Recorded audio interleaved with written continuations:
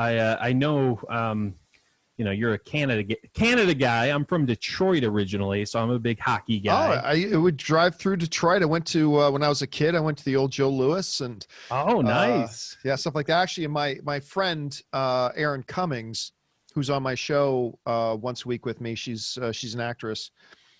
She was on that show Detroit 187.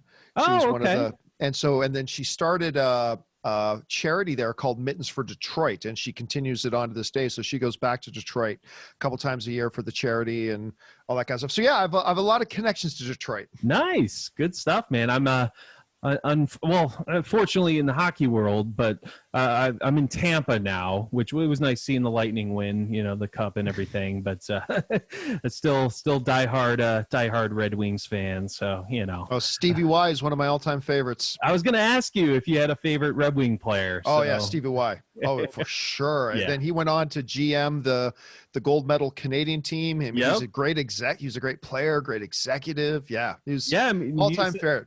Yeah, he essentially built the Tampa team that won it this year. So a great example of the universe being unfair. You guys then got Dominic Hasek somehow, some way, and it's a real struggle as a Maple Leaf fan seeing all the good stuff going to Detroit. But yeah, I know. We're back in that struggle now. So it's I feel you, man. I feel you. But yeah, I mean, it's great having you on. Great, fellow hockey fan. Finally, let's talk about what you got going on. I know you have a documentary that you've been working on. Trailers, a love story. I got the title right? Yeah, movie Trailers, a love story. Yep. I didn't get the trailer right. Damn it. Movie Trailers, a love story. How long has this been in concept? I mean, you don't have to go too far into it. I'm sure you talked to death, but people who might not know about it, when did the genesis of this? What was the genesis of this? Well, I mean, for the longest time, I've always liked to stay active in actual, content creation, as well as being, an online film pundit and stuff like that. And, I made my first movie, a documentary about 13 years ago. And one of the main reasons I did that, and then I made a little romantic comedy narrative as well. And one of the main reasons was because I felt like you can't really appreciate what it is filmmakers do unless you try doing it yourself. And I've always felt that just gives you a better appreciation for that. I mean, one of the reasons Daniel Cormier is such a great play-by-play guy for UFC is because he's a UFC fighter. One of the reasons Joe Rogan is so entertaining is because he's a legit mixed martial artist. Sure. And so I've always felt it was important to do that. And so, I've made a couple of films before, and I've been an executive producer on some network stuff. Like I executive produced Jeremy John's show on Verizon Go 90s network, and I executive produced for Lionsgate for their Comic-Con HQ stuff. And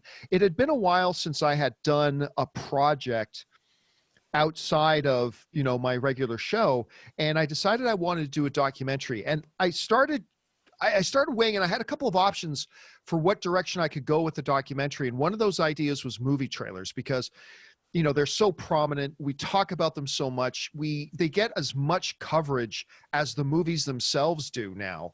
When a new trailer drops, I mean, it's what everybody talks about. Right. And what happens is when I'm getting ready to get into a new project, the first thing I do is I go to Amazon and I start looking for books on the subject. And, you go there. If you look for woodworking chairs, you'll find 500 books on that. Like literally, you'll find hundreds of books. I searched for books about movie trailers, and there were 2. Really? 2. Just 2. And it was at that moment that I went, this is what we have to do a documentary on. I mean, we all know them, and we literally talk about them so little, despite the fact that we talk about them all the time. And so we did. And as a side note, I was very lucky to get one of the authors of one of those books. His name's a guy by the name of Dr. Keith Johnson. He's a film professor at a university in England, and literally wrote the book on movie trailers. So he was one of the guys we got. And that's how this whole thing got started. Wow. And how long ago was that? That was the decision to go was probably a year ago this month. It was probably last Really? October 2019 was probably when I pulled the trigger and said, this is what we're doing. We're going to make this documentary. And that's when the ball started rolling. And we actually probably filmed our first interviews like 4 weeks after that. Wow. I mean, we Yeah. moved fast. Like once I made the decision to do it, the ball started rolling pretty quickly. And we actually had cameras rolling about 4 weeks later. That's awesome. And were you working with, I mean, obviously it's, independent. Were you working with a specific production company or anything? Just me. Just you? Wow. It was me. Now I've got two guys that work with me on my YouTube channel. My brother-in-law, Ray Ora, who does all my graphics for me. Yeah. And a guy by the name of Jonathan Voico, or as we call him, Fact Checker Jonathan. He's literally been with me since my days at AMC. Really? I still remember, who was the first, Jonathan Voico, I think, was the first guy that Dennis Zen and I hired specifically as a post-production person. And I still remember when he came in, we interviewed him and we hired him, and he's been with me at AMC, at Collider.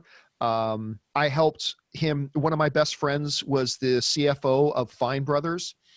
And so I helped arrange for him to get a job at the Fine Brothers. And then I went off on my own, and Jonathan came and started working with me again. So it was really me and these two guys, Jonathan and Ray, my editor and my graphics guy. And that was it. And we just started rolling from there. I hired a research assistant to help me with some stuff, but that's it. I mean, other than that, it was really just me, writing it and arranging the interviews and then shooting it. And yeah, so that's, I mean, it's weird when you think about making it yourself, but one of the biggest hurdles in filmmaking in general is scheduling. Sure. And there's a freedom that comes from doing projects with just yourself and like one and two other people. Yeah. And that's why we were able to move so fast, and why we were able to like go from approving the concept to actually rolling cameras in like a number of weeks, because it was just us. So sometimes there's an advantage to that. Oh, I'm sure. Yeah. That's great. Now, did you, when I watch trailers, along with most the not even Americans, just most the film fans of the world, I love movie trailers. A lot of times, not a lot of times, but you do get the trailers where it's like, it was totally misleading. It was totally, not what I expected, from the trailer, perhaps false advertising in a way, I guess you could say. One example I can think of is Age of Ultron. I thought it was going to be way more menacing, way more, I thought Ultron would be way more menacing, everything like that. Do you guys touch on that in the movie at all? Not to give, it all away, but do you guys touch on that, on bad trailers? Yeah, actually, so the name of the movie is Movie Trailers, A Love Story. And really, so it's about movie trailers, but really specifically, it's about movie trailers and their relationship with us, the audience. And the allegory of it throughout the movie is that the love story between us and movie trailers. And we break it into 12 chapters. So the movie has 12 chapters. And there's a set of 3 chapters that are kind of dedicated to the complicated relationship part, the things that aren't so good, the problems, we call it. Right. And one of those problem chapters is misleading trailers. When trailers don't really present what the movie properly is. And our example of that is like going on a online date, and you're getting there and your date looks nothing like their picture. That's what a misleading trailer does, right? Sure. And there's 2 types of misleading trailers. So, and we talk about both of these in the movie. There's the misleading trailer as far as showing you a bunch of stuff that isn't actually in the movie. So that's one type of misleading. And then the other type of misleading is when the movie leads you to believe it's a completely different kind of movie. Now, one of the biggest examples of this, and we do touch on this one specific example in the movie itself, but one of the big examples of a really misleading trailer, one of the worst ever, was this Walden Media movie based on the book. It's called Bridge to Terabithia. Mm-hmm. that came out. I think it was in 2006, I think is when it came out. At any rate, Bridge to Terabithia, if you watch the trailer, and we play the trailer in the movie, it's like, it's telling you that this movie is, hey, did you love, Chronicles of Narnia? Do you love Lord of the Rings? Well, come to this magical land of Terabithia. It's a movie about these two kids who find this magical kingdom in the woods, and it's all about their adventures. That's not what that movie is about at all. Right. That movie is about a kid who dies and the other kid dealing with the grief of the death of their friend. Right. And it's like, there's hardly any of the movie actually takes place in this just in their imaginations, this make-believe Terabithia land. Very little of the film actually takes place there. And when one executive of Walden Media was asked, about that trailer, it's like, why they made the trailer that way. And they said, because it's impossible to sell a movie about a dead kid. And so that's just, which is true. Yeah. And there are a lot of other examples we go into, but that Bridge to Terabithia is definitely one of them. And the other problem areas we talk about, so one of the chapters is, the problem of misleading trailers. Then there's the problem of too many trailers. And then there's the problem of trailers that give away too much. Right. And so those are 3 chapters in it that we kind of put all the complicated part of this love story in that one part. So yes, we absolutely do cover misleading trailers. Yeah. Good. Definitely looking forward to that. Now, do you guys, you have, this is why I edit, because I lose my train of thought sometimes. So when will this be released? Like where I can see it, where my audience can see it. When will it be released? How will it be released? What's going on with that? Right. So as far as releasing the movie goes, I mean, a lot of people would ask me when I was making the movie, where is it going to be available? How do we watch it? And I literally said, and it was the honest truth, I literally did not give 1 second of thought about where does this movie go when I'm done making it. I really didn't. It was, all of my thought was just on making the movie. And so we finished the film, and it's now played it's played in one film festival. It's getting ready to play in another. I mean, we were just really lucky that we were selected to play at NBC Universal's Portland International Film Festival. And we were actually a finalist for the jury prize for Best Documentary. We lost out to another documentary that was infinitely better than mine. So we didn't win Best Documentary of the festival, but still to get into, a festival like that is run by Comcast and NBC Universal was great. We were also accepted. We got selected for the Studio City International Film Festival. We got a couple more coming. And as we wrap up that, now we're just starting. We are literally just starting to look at what do we do with the film. So my goal right now is to have it available by the end of the year, and which is coming up incredibly fast. We're already at the end of October. Right. So our goal is to have it up by the end of the year. Now, whether that means it's going to be on Tubi or Amazon Prime, or whether it means it's going to be on some other service, I don't know yet. Like, we're just starting to have those meetings. Like, I've got a meeting on Monday specifically with another organization. So I don't know exactly where yet, but I am aiming for end of the year. So Fingers crossed. Yeah, definitely. Now, did you, to kind of go back to the genesis, has this been something you've been interested in, making a documentary? Were you looking for a documentary and then you got the aha moment, oh, I could do a documentary about that? Or was it just kind of, I can't find anything on movie trailers, let me make something about movie trailers? How was it? Yeah, like I said, I hit a point, around March, April, May of last year that I knew it was time for me to do another project outside of my regular YouTube shows. I just find to keep myself creative. I think a lot of people who work on YouTube do this, to keep yourself sharp and to keep yourself creative and to keep the creative juices flowing, to also do other projects outside of YouTube. And I knew that's what I wanted to do. And I very quickly knew it was going to be a documentary, because I was not interested in pulling together a full production to do a narrative of any kind. Like I'd given like 2 minutes of thought of finding a screenwriter, like finding somebody out there who's written a screenplay that they're really happy with and they just want somebody to make it, and, you know, buying the rights to it, and then pulling together a little crew and making, but Right. I thought, you know, I just don't have the time for that. I just absolutely don't have the time for that. And I thought, if I'm going to do something, it's going to have to be something that can just be me and my two guys. And a documentary was just the best way to go with that. So it was there was about a 2-month period when I was trying to figure out, then what's the documentary going to be about? That's when I came across the whole Amazon thing of finding no books on movie trailers. And that's when I had the aha moment. Okay. So there you have it, folks. That's the aha moment that John Campea had.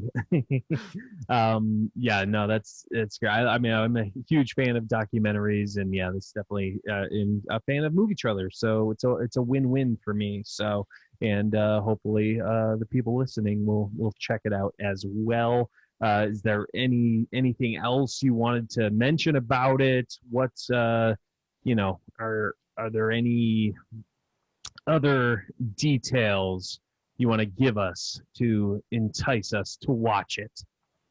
Well, I mean, what the interesting thing about it, and this is why it was a lot of fun, is that as long as I've been covering movies, it is really weird how much you realize you don't know about trailers. Yeah. And that was a huge process for me, and one of the most wonderful things. So like, we go all the way back to the very beginning. You know, the first movie trailer was actually done in 1913. Really? And yeah, it was kind of at the behest of Marcus Lowe's, who is the guy behind Lowe's Theaters, the big Lowe's theater chain. And he had a bunch of theaters that he owned, but in some of those theaters, they would sometimes run live stage productions, like live plays as well in the movie theaters. And so he had a show coming up called The Pleasure Seekers. And what happened was, he had a head of marketing named Niles Granlund. And Niles Granlund had this idea that he would go and film some of the rehearsals of this live stage play for Pleasure Seekers, and then take that footage, cut it together, and then put it on in the movie theater after the movie was done to promote, hey folks, go watch Pleasure Seekers at one of our other theaters, right? And that's how movie trailers began. And the funny thing is, that's also where the term came from, because he put it on after the movies. And that's what trailers started to do. In other words, the promotional piece trailed the movie itself. So they became known as trailers. And even though trailers now play before the movies, we still call them trailers to this day. And that's where it all came from. So we go everywhere from the very genesis of movie trailers, how they became popularized, like between 1920 and the 1960s, how the auteur filmmakers in the 60s revolutionized all that, from, you know, Kubrick to Cecil B. DeMille and Alfred Hitchcock, and how they revolutionized trailers as well. Yeah. And then the whole era of the In a World guy with guys like Don LaFontaine, and we take it right into the modern context and how they're approached now. We look at the influence, like major influences, like things like Iron Man, how Iron Man, the movie, radically changed movie trailers, how the Phantom Menace is one of the trailer for the Phantom Menace is actually one of the most major turning points in the history of the movie trailer. So we go through like all this stuff. We cover so much ground in like just under an hour and a half. It's a lot of fun. If you're a movie fan and you've always liked watching trailers, I think you're going to have a lot of fun and hopefully learn a few things as well with movie trailers, a love story. So it was a lot of fun to make. That's awesome. And it seems like you got this done just in time. You said you started this about a year ago, and then COVID happened. And did you get all the interviews done before COVID? No, and that's the thing. I was very lucky that we had the vast majority before the real lockdown happens. We had done the vast majority. The one interview we did that was kind of after the lockdown started, and we were very careful about the place we selected to go and shoot it.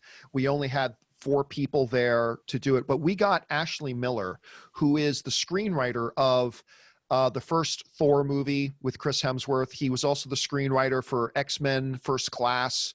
and stuff like that. And he was the last interview that we did once the pandemic started, but we did it the one time. We did it very safe. It was great and everything, but we decided after that, no more. Yeah. And unfortunately, there were 1 or 2 interviews that I still wanted to do that we just had to bail on, unfortunately, because the whole thing had started. And, but I mean, we were lucky that we had the vast majority of the shooting done before the lockdown. And then we just spent rest of the rest of the last 6-7 months just in post-production. And you're right. It was, we were very, very fortunate that we were able to be in that place. A lot of productions weren't as lucky as us. Oh, definitely. Yeah. It's great timing.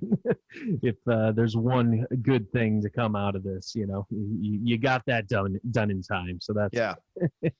But yeah, good stuff. Obviously I'll, we're going to get into more stuff here, and talk about that maybe towards the end a little bit. But unique thing about our show is we like to have guests on that are prominent, who have fans and everything. We like to have them on to discuss a movie that their fans can kind of see what they think about a certain movie, kind of get a different feel for what they're a fan of, who they what they like and everything like that. So get a different perspective and everything on that. So we talk about a movie, and today we're talking Unforgiven, 1992 film, directed by, starring Clint Eastwood, also starring Gene Hackman, Morgan Freeman, Richard Harris. Got a whole bunch of other character actors in this, but yeah, definitely excited to talk about this with you. Now, I had sent you a list of movies.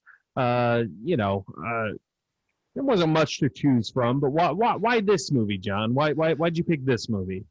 For a couple of reasons. One, I think Unforgiven is the greatest Western of all time. Like, okay. I don't just think it's the greatest of the modern era. I honestly think it is the greatest Western of all time. And beyond that, the Western is really something that's not done nearly enough anymore. I mean, there's not a lot of Westerns that come out every year.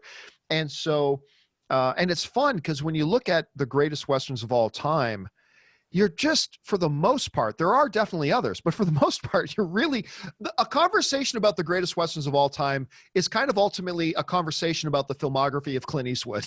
Right, I mean, yeah. Anyway, when it comes down to it, right. Whether it's Jonesy Wales or anything else, but yeah, there's something so hauntingly special. The filmmaking in Unforgiven, regardless of genre, to me, is like some of the most sensitive, apt, skillful, pure filmmaking I've ever seen in any movie. Yeah. And it's a movie that is setting based, but very character grounded. I mean, it is Clint Eastwood at his best. And yeah, so when I saw that you'd put Unforgiven on the list, my eyes just instantly went to it. And I'm like, that's the one. We got to talk Unforgiven. Yeah, that's the one. Because are you a Western guy, or are you just more of an Eastwood guy? I'm not, when it comes, like, I appreciate a good Western for sure, but when it comes down to it, I'm not what you would call a Western guy. Yeah. Like at all. Like when I can see, the odd film that comes out, like I absolutely love the remake of 3:10 to Yuma with Christian Bale, Russell Crowe. Why am I forgetting the third guy who is in it, who played Angel in X-Men? And I'm freezing on his name right now. At any rate, yeah, I know who you're talking about. I can't think of his name either. So, but when I look at films like that, I can really appreciate them. But then when you go back to the way they made them, like 30, and it's crazy to think that Unforgiven is almost 30 years old now.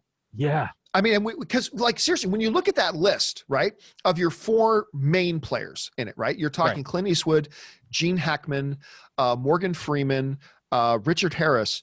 If you had told us, when you look at the age of that group of Hall of Fame actors, that 30 years from now, we'll only have lost one of them. Right. I mean, that just would have been crazy, but it is a Hall of Fame lineup, to use a sports analogy. Unforgiven is also a Hall of Fame lineup with some of the greatest actors and performers of all time. Yeah. Acting together in the greatest Western of all time. Right. It just, if it doesn't get you excited, I don't know that you have a pulse as a film fan. If this is a movie that does not get you excited, I do not know how you have a pulse as a film fan. But absolutely. It's first of all, I mean, there's so much, for lack of a better term, badassery in it. But yeah, just like you were saying, like the cinematography is beautiful, outside of just who's in it, and Clint Eastwood does a great job just directing this thing. And like you said, I was going to mention, you got 3 of them who are still with us, 2 of them still working, because Gene Hackman, I believe, is retired. Yep. But yeah, Clint Eastwood's still going at it. Morgan Freeman, he's still popping up here and there and things.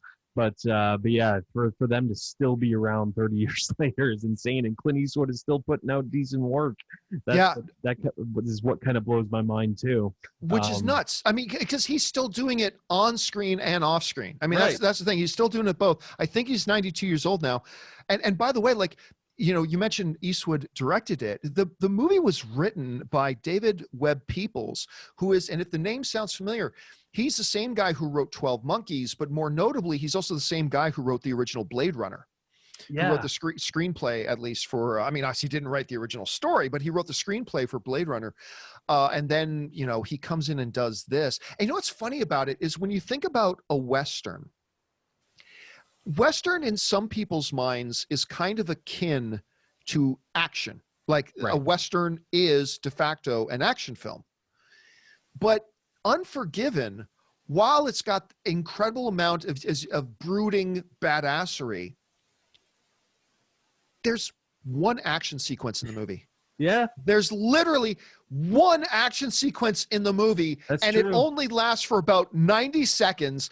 And it's some of the most heart-pounding, drama-infused 90 seconds ever. And yet you come out of that movie and you feel the adrenaline pumping and you feel it. And when you look back on Unforgiven, you think of this badass Western, but right. Really it's just all story and all narrative, like with like one little action scene at the end. It's true. And it's brilliant that way. Yeah. And I totally agree with you to have that big thing right at the end. And like you said, leaving with the adrenaline just kind of, just makes the rest of the movie. Yeah. You just kind of look back on it. Wow, that movie is badass. But yeah, like you said, when you look, it's actually a very simple plot. Like there's a plot, but when you really just look at what it's about, and if you told someone, oh, it's about this guy who's going after these guys who cut up a prostitute in a burlesque or a brothel, I should say, and he used to be a bad guy. He's trying to be good now, but he needs the money, and he goes after them. Like that's essentially what the plot is, to go after this. But yeah, it's totally a character movie, and but that's the brilliance of it, right? Because 95% of the time the movie is the plot. Like the plot is the movie, and that's there's nothing, that's perfectly great. That's some of the best movies of all time. The interesting thing about, because you just described the film perfectly, but the interesting thing about Unforgiven is what the movie is about is actually tucked inside of that plot, because really the movie is about this man, this Bill Money, and his struggle and his internal demons. And it's set against the background of that plot. A prostitute gets, wrongfully attacked, right, and left cut up and scarred.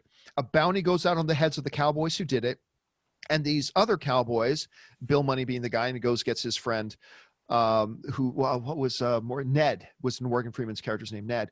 He goes and get them, and they're just going to go out and try to collect the bounty. But really, what the movie is really about is Bill Money, played by Clint Eastwood. It's about the Schofield kid, played by this guy by the name of James Wolfett or something like that. Yeah. Funny thing, he's one of the lead stars of probably the greatest Western of all time that won Best Picture at the Academy Awards, and he hardly ever worked again after, which is really, really strange. But it's really about these two characters, and they're fundamentally the opposites of each other. You know, what I was almost said Clinton. I don't know why. Clint Eastwood. Yeah. What Clint Eastwood, what Money wants is, he is at the heart a dark man who's trying to be good. You've got the Schofield kid, who's just a kid who wants to be dark, and they represent the polar opposites of each other, and neither of them can be what they want, and both fall back into what their prime nature is, which is the actual opposite of what each other are. And that's really what the movie's about within this thing. The other funny thing about Unforgiven, when you really think about it, Unforgiven, let me rephrase that. John Wick is Unforgiven. Yeah. John Wick is Unforgiven in the modern age. I mean, you really look at it. It's this guy who's incredibly dark and violent with an incredible past of being really good at being bad. Right. And they meet the love of their lives, who completely change their lives. They change themselves because of the love of the women in their lives. They both lose the women in their lives, and once they do, along comes a spark. For John Wick, it was his car and his puppy. For Money and Clint Eastwood, it was the fact that he's struggling to provide for the children that he has, and an opportunity comes along for some money and blah blah. But ultimately, and then when push comes to shove, these are both the Baba Yaga. And you get to the end of Unforgiven and you realize, oh, this is why he's so famous. And and it's brilliant, really. But you don't think John Wick and Unforgiven, but they really are. John Wick is heavily, heavily, heavily influenced by Unforgiven. No, definitely. Yeah, you're right. You don't think of that. And now I am thinking of that. That's totally accurate. You got this, Keanu Reeves, this character, John Wick, trying to totally just forget his past life, move on, and now he's kind of forced into this thing that he has to go after, and that's great comparison there. It's like you said, you wouldn't think to compare Western Clint Eastwood movie to the modern John Wick, but that's very accurate. And they're both the films too are like filled with great one-liners, whether it's John Wick's I'm thinking I'm back, and there's this great line, and I'm paraphrasing here a bit. I'm sure I'm not getting it word for word, but he's talking to the Schofield kid who wants nothing more than to be a killer. He wants to be, a killer cowboy, and Clint Eastwood says to him, Money says to him, it's a hell of a thing killing a man. You take everything he's got and everything he's ever gonna have. Yes. Yeah. And you hear that and you're just like, oh my God, it's so deep. But actually my favorite part of it, my favorite line, I think, in the movie is it's near the end, and he's got Gene Hackman, who is the antagonist of the film, Little Bill. He's the antagonist of the film. And Little Bill is like an apex level villain in a movie, because he's got that trait that he really does see himself as the good guy. He sees himself as the white hat. He sees himself as being virtuous, protecting a town and keeping villains out and all this kind of stuff. And at the end of the movie, Clint Eastwood's got him, and Little Bill is saying, I don't deserve to die like this, like blah, blah. And then Clint Eastwood, again, I'm paraphrasing, I can't remember exactly word for word the word he says. He goes, deserve ain't got nothing to do with it. Yeah. Or something like that. Yeah. And it's like, well, if he didn't just describe life in a nutshell right there. Oh, my God. Well, I read something that it's not, these Western things, like, I mean, obviously it's very black and white in this movie, because I don't know about you, but, Gene Hackman's character, Little Bill, right? Yeah, Little Bill, you can't really see him as a bad guy until about, when he starts beating like Morgan Freeman's character with the whip and stuff. Then you're like, okay, this guy's nasty. But like the first like 3/4 of the movie, you're thinking like, okay, he's I understand. I understand his character. I understand where he's getting at, what his morals are, and how he wants to protect this town. And you understand that Clint Eastwood used to be a bad guy that's trying to do good. Same with Morgan Freeman. So there's like black and white. Like there's no clear cut protagonist, antagonist, kind of like Game of Thrones style.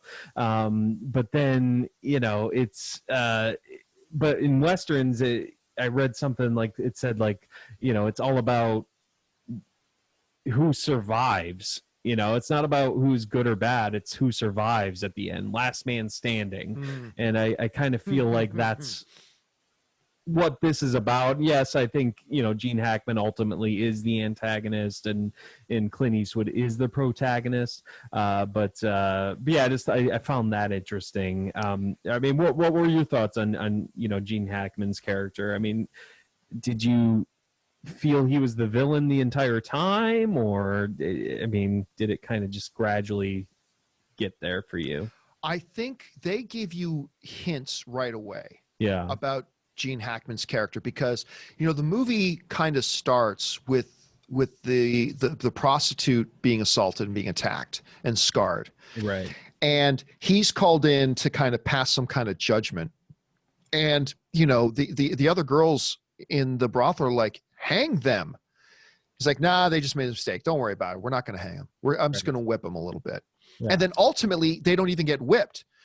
Little Bill just tells the guys who did it, okay, you're going to have to give their owner, you're going to have to give the brothel owner, not the girl, you got to give the brothel owner a couple of horses. Right. And the girls are flabbergasted. It's like, you're not even going to whip them. Right. Like, and you're going to give him some horses for her getting scarred up. So they give that. But then where they really communicate, because then they make it beautifully morally ambiguous, right? Yeah. Because then you see Little Bill building his house. He's just a guy building. He wants to have a front porch where he can look out at the sunset, right? But then they bring in English Bob, yes, played by Richard Harris. And once they do, they started off again a little ambiguous. Here comes Little Bill to enforce the law about no guns in town. But as that interaction with Little Bob continues, you start to realize there's a viciousness in Little Bob. There's an evil streak in Little Bob. There's a darkness in Little Bob that continues to build, and it really drives it home more and more, where maybe you're not seeing it in the actions right now, but here's what's in his soul. Right. And that to me was just utterly brilliant. I mean, it was just fantastic. And that leads into something else that makes this movie just on another level, which is the fact that so much of the movie is done with subtlety. Like a lot of movies today would have this big didactic scene where just filled with exposition, where one character is telling another character. Like if Unforgiven was made today with lesser filmmakers, well, you got to understand something about Little Bob. Little Bob has got this exterior, but he's a vicious, vicious man, and he loves to kill those he thinks are in the right. Like that's what a modern lesser filmmaker would do, right? They would fill it with exposition, right, and kind of didactic writing. But what Clint Eastwood and David Webb Peoples does is they let you just observe. They let you just observe. And like that goes even right to like the way the movie begins and ends. This movie understands subtlety, and it understands what has to be shown on screen, what is important to show on screen, and what is not important to show on screen. A lesser filmmaker today making this movie would have showed you Money being played by Clint Eastwood, meeting the woman who changes him, and show you a 5-minute montage of his life turning around and being a good guy, and then sadly boo-hoo losing his wife. But that's not how this movie starts. Right. It starts with just some simple text on a screen. This bad man met this good woman who changed him. Right. And that's it. A lesser movie you'd have to show you Clint Eastwood going back to the ranch, gathering up his kids, having all the money, and going off to live happily ever after in San Francisco. But that's not what this movie does. It says, little text. Good woman's mother came to visit her grave, found William and the children gone. Rumor has it they went. And they just focused everything with such efficiency that we only show what needs to be shown for the sake of driving the narrative of this story and deepening our understanding of the characters. And anything that doesn't do that, We didn't see Ned die. Right. Yeah, we didn't, because yeah. we didn't need to. And I love how we found out with Clint Eastwood and Schofield. You know, I love the Schofield kid. I love how the audience finds out when they do. I thought that was brilliant, because the last time the audience sees Ned, he's getting whipped and he's going to get whipped some more. And we're like, okay. And then when she comes and says that, it's like, whoa, it's like a punch in the gut, you know? And it's, and you know, back to what you were saying about the beginning of the end, I love that cinematography of, you know, the sunset, like the silhouettes. And yeah, it's so great. I want to say that was him digging the grave at the beginning, her grave. It seemed like it. I'm not sure, but yeah, at the end, you know, it's the same thing. It seemed like it was maybe the mother visiting the grave at the end. I don't know, but yeah, great, beautiful shots in this movie. Well, to your point, that point you were making about the fact that, you know, they tell us Ned is dead. We find out when the Schofield kid and Money find out. Mm-hmm. If they had done that, again, with this imaginary scenario where if they made Unforgiven today, audiences sitting in a movie theater finding out that way, what would we all be saying? All right, well, obviously he's not really dead because we didn't see him die, right? So right. Obviously he's not really dead, but that's not how Clint Eastwood tells his story. Like, you're absolutely right. It's so key that we found out when they found out. And there's something subtly horrific about that. And it just made it hurt a little bit more. Yeah. And because when Clint finds out, it's not like, oh, now we're going to watch him find out. No, we're experiencing finding out as he does. And I think that's a great point that you made. Yeah, definitely. I love how, that touch, you know, it's like, you know, sometimes it's good for the audience to know what the character doesn't, but in this case, I felt it was so appropriate for us to find out at the same time. Now back to what's his name? English Richard Bob? Harris. Richard Yes, Harris. English Bob. You know, this is interesting, especially with the writer he's with. You know, you have the writer who is writing his autobiography. Saul Rubinek. And it's so interesting because, you know, he goes from writing his, and then, you know, they're captured in the jail, and Gene Hackman starts telling him stories, and then he's all like, okay, I want to write your story. And then, you know, at the end, Clint Eastwood's telling him stuff, and you could tell, like, oh, I want to write this guy's story. What are your thoughts on this character? What do you think that, I don't know, W.W. Beauchamp. He doesn't write letters. He writes books. But first of all, you know what's really funny? My wife and I are binging Schitt's Creek right now. And we're in the final season. Great and show. Who should pop up on screen but W.W. Beauchamp himself, Saul Rubinek, the actor, appears as a guest in one of the episodes. And I'm like, I'm talking about Unforgiven tomorrow. This is so serendipitous that he pops up here. Here's the brilliant thing about the character. First of all, he's very fun. He's a nice juxtaposition against the world that he's in there, because he doesn't belong in this world. This W.W. Beauchamp character, he doesn't belong there. So he's a nice juxtaposition. But here's what's really great about it. In this movie, you can tell Clint Eastwood hates what I would call necessary exposition. He doesn't like to tell the audience stuff through heavy diatribe and exposition. But there are certain things the audience needs to know. Right. How do we do it while making it fit naturally and having it all come out naturally? W.W. Beauchamp. Yep. And we have him, so he becomes the avatar for the audience, if you will. He's the avatar of us, the audience, in this movie, where English Bob will tell him things that we wouldn't want, and Clint Eastwood wouldn't want Richard Harris turning to the camera. Hey, folks, here's what's happening now. So what does he do? He puts in this avatar on behalf of the audience to become a natural flow for that exposition that we need to know.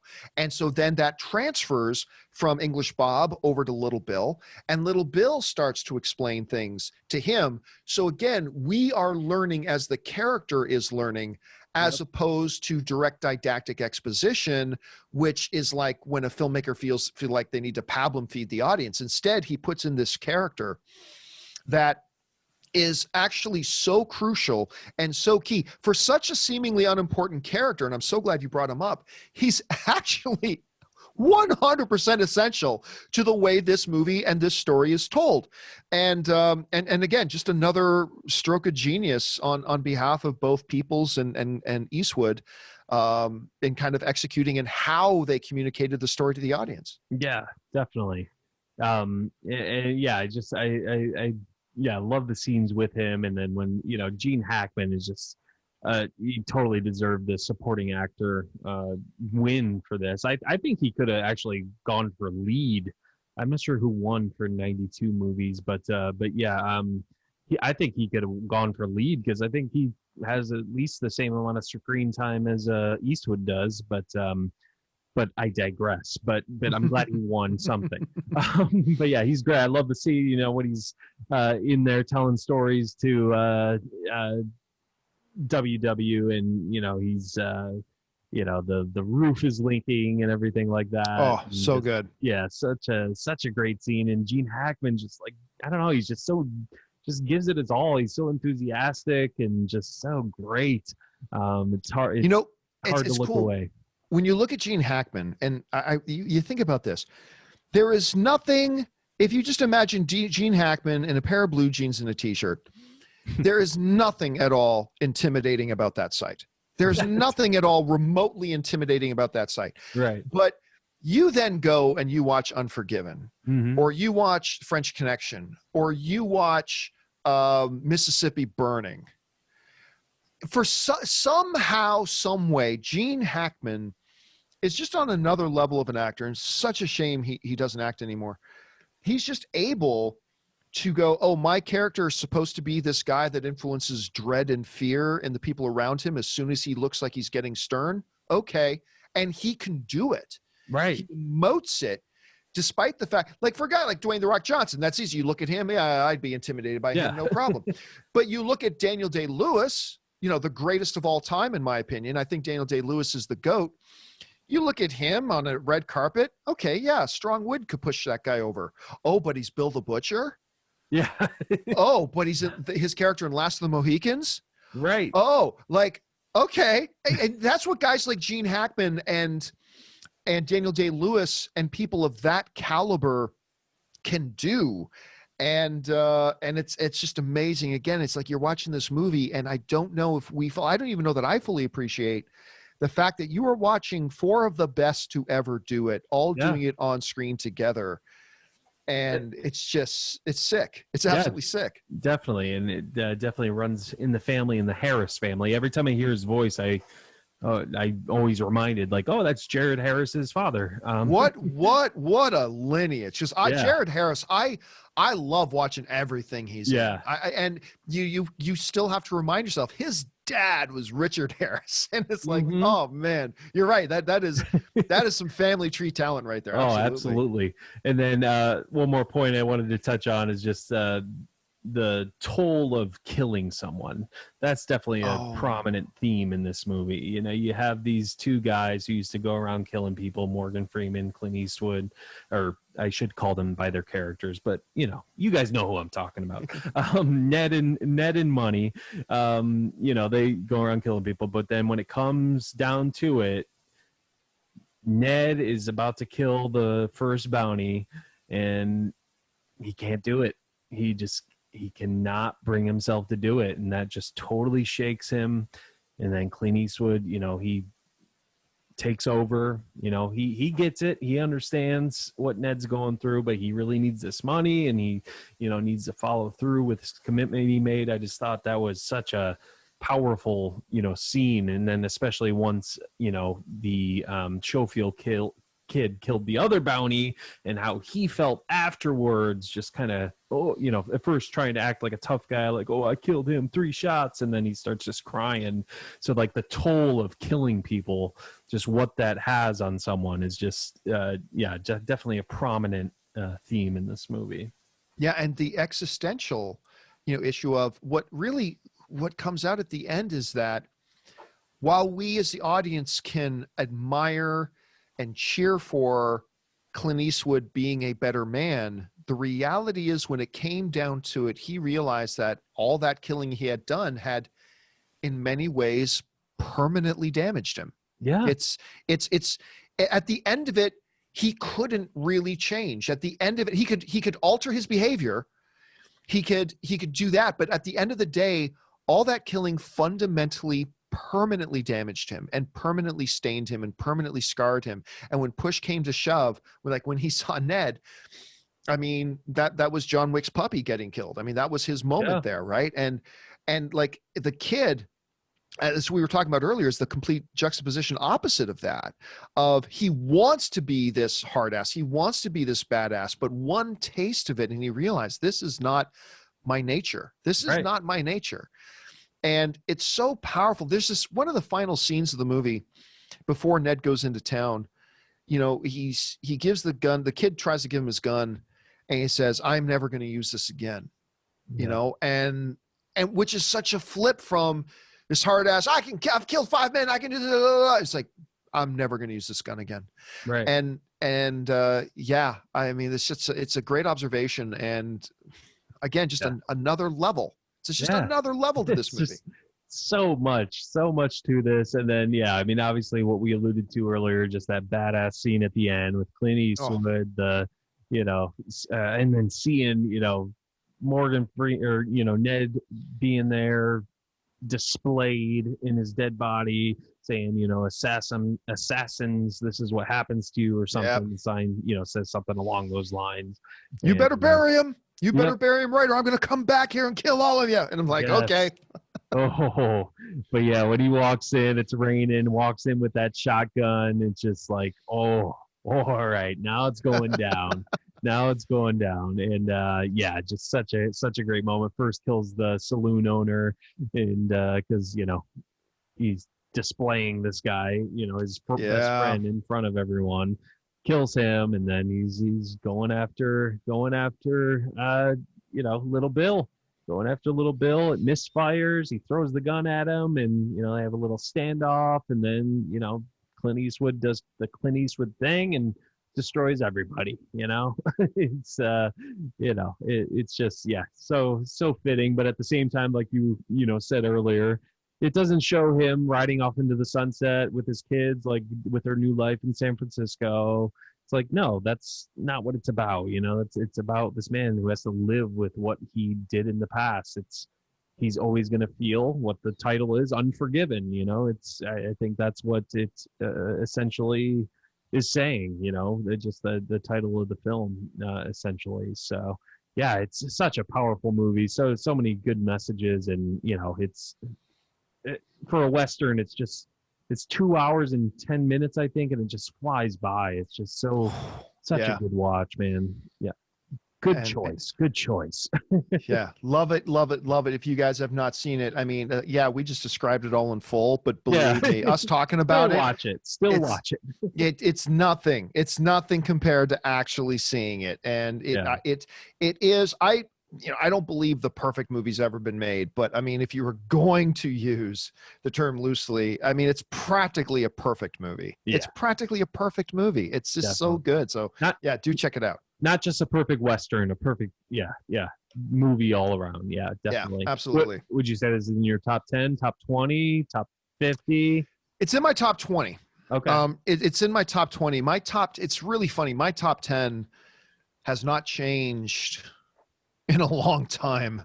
To be honest with you, it's been a while since anything. I mean, but that's like all the all-time classics are in there. Like in my top, some of the films in my top 10 are like Lawrence of Arabia, or obviously the Godfather films, Shawshank Redemption. Yeah. The Star Wars movies I count as one. The Lord of the Rings trilogy I count as one. The only film that's in my top 10.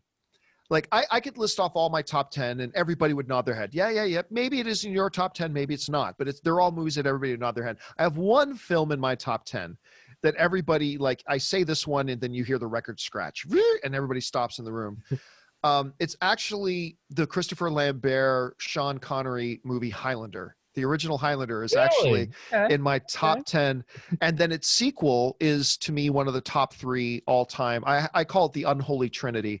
The 3 worst Hollywood produced wide release films in Hollywood history. And so the first one is in my top 10 of all time. The second one is in my unholy trinity of the three worst. So yeah. Awesome. Good stuff, man. Well, yeah, it's been great. Do you have time for rapid fire questions real quick? Sure. Absolutely. Go ahead. All right, let's do it. Go-to movie snack. Popcorn. Absolutely. Guilty pleasure movie. Cool as ice with vanilla ice. Ooh. Sorry, that stopped me in my tracks. Celebrity you want to watch a movie with? Russell Crowe. Musical or horror? Musical. Favorite Chevy Chase movie? Spies Like Us. Spielberg, Scorsese, or Kubrick? Spielberg. Movie that, besides Star Wars, movie that made you want to get into doing something with movies as a job? That's a random question. Sorry.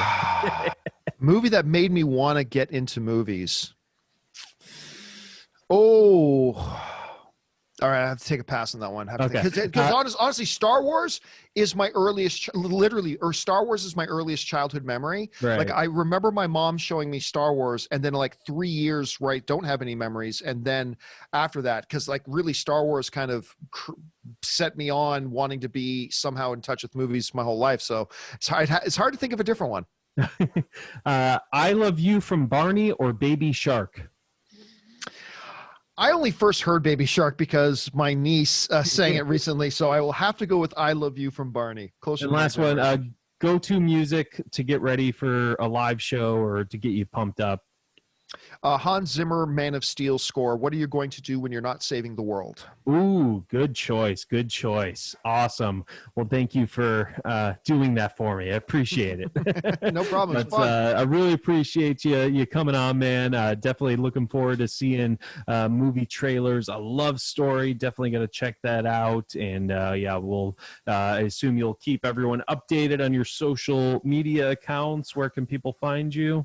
You guys can follow me on just about every single social media account, YouTube, Instagram, Facebook, Twitter, just at John Campea. And that's where you'll be able to find me. Good stuff, man. And I said this to Christian Harloff when I had him on. I do have to say this to you. I would be remiss if I didn't say it. I watched a little show called Jedi Council back in 2015. Inspired me to start the show. So if it wasn't for you guys, I wouldn't be talking with you right now. Wouldn't be doing this. Wouldn't be talking to cool people. So I just wanted to say thanks, man. I appreciate that. Yep. So, all right, John. Well, I really appreciate you coming on. It's been great talking with you. All right. Had a lot of fun. Thanks for doing this. Anytime.